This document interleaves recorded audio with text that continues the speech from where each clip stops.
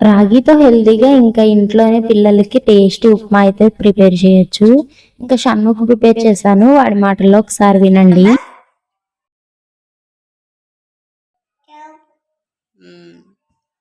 విన్నారు కదా, ఇంకా టేస్ట్ అయితే బాగుందంట, సూపర్ అంటున్నాడు. ఇంకా ఈజీ ప్రాసెస్ లో అయితే ప్రిపేర్ చేసేయచ్చు. మీరు కూడా ఎలా ప్రిపేర్ చేయాలో ఒకసారి చూడండి. అస్సలు ఫుడ్ తినని పిల్లలు కూడా ఈ రాగి రెసిపీ తీసుకుంటారు. టేస్ట్ అయితే చాలా బాగుంటుంది. ఒకసారి ప్రిపరేషన్ అయితే స్టార్ట్ చేసేద్దాం. ఫస్ట్ పొయ్యి మీద ప్యాన్ పెట్టుకుని 2 టేబుల్ స్పూన్స్ నెయ్యి వేసుకోవాలి.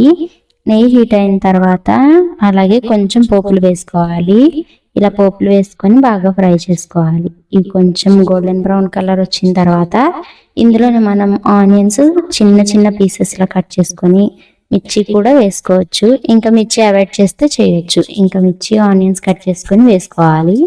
ఇలా వేసుకున్న తర్వాత మొత్తం వేయించుకోవాలి. ఇవి బాగా ఫ్రై అయిన తర్వాత ఇందులోనే 2 రెమ్మల కరివేపాకు కూడా వేసుకోవాలి. ఇలా కరివేపాకు వేసుకుని బాగా ఫ్రై చేసి, ఆనియన్స్ కరివేపాకు బాగా వేయించేసుకున్న తర్వాత ఫ్రై అనేది గోల్డెన్ బ్రౌన్ కలర్ లో ఉంటుంది. ఇలా గోల్డెన్ బ్రౌన్ కలర్ వచ్చిన తర్వాత ఇందులోనే బొంబాయి రవ్వ అంటే సూజీ రవ్వనైతే వేసుకోవాలి.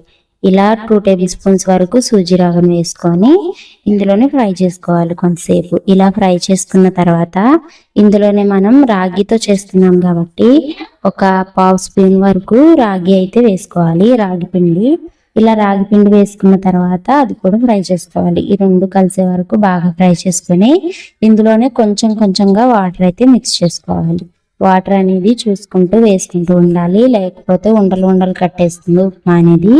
ఇలా వాటర్ వేసుకున్నప్పుడు ఇలా మనం గరిటెతో కలుపుకుంటూ వేసుకోవాలి. ఇలా మొత్తం కలుపుకున్న తర్వాత ఉండలు లేకుండా కలుపుకోవాలి. ఇలా కలుపుకున్న తర్వాత ఇందులోనే మనం సాల్ట్ అయితే కొంచెం యాడ్ చేసుకోవాలి. కొంచెం సాల్ట్ అయితే సరిపోతుంది, బేబీస్కి ఎక్కువ సాల్ట్ అయితే యాడ్ చేయకూడదు.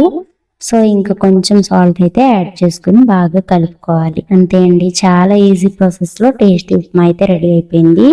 టేస్ట్ అయితే చాలా బాగుంటుంది. అలాగే మన బేబీకి డైజెషన్ తక్కువ ఉంది, లేకపోతే ఫుడ్ సరిగ్గా తినరు అన్న వాళ్ళు ఈ రాగి ఉప్మా చేసి పెడితే హెల్త్కి మంచిది.